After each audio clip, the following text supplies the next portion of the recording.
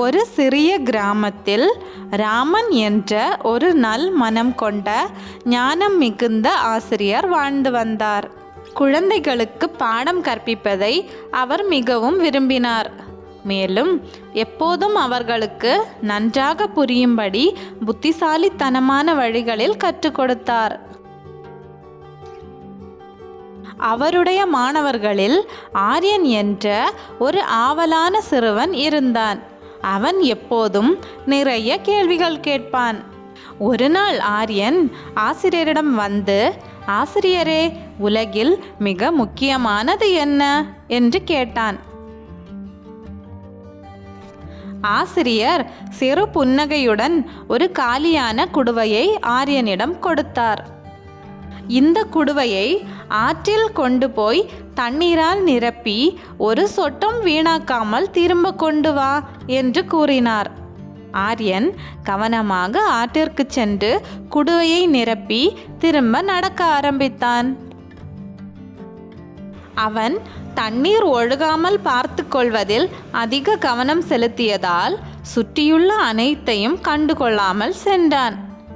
பறவைகள் கீச்சிடுவதையும் குளிர்ந்த தென்றல் காற்றையும் தோழர்கள் மகிழ்ச்சியாக சிரிப்பதையும் அவன் கவனிக்கவில்லை.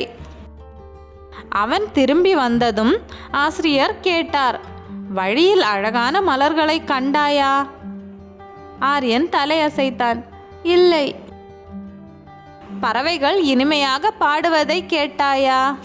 ஆரியன் குழப்பத்துடன், இல்லை ஆசிரியரே, நான் தண்ணீர் சிந்தாமல் பார்த்து கொள்வதில் மிக கவனம் செலுத்தினேன் என்றான்.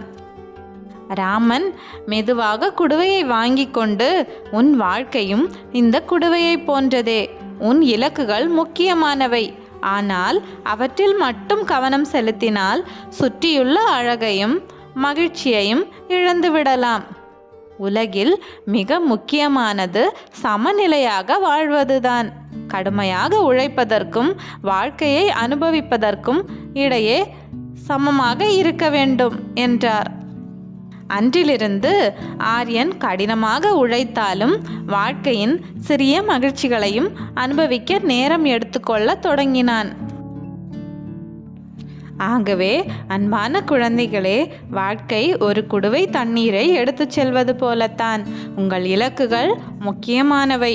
ஆனால் அதற்கு பிறகும் சுற்றியுள்ள அழகையும் மகிழ்ச்சியையும் கண்டு களிக்க மறந்து விடாதீர்கள். எப்போதும் மகிழ்ச்சியாக இருங்கள். இது மாதிரி நிறைய கதைகள் பார்க்க என் சேனல் சப்ஸ்கிரைப் பண்ணுங்கள்.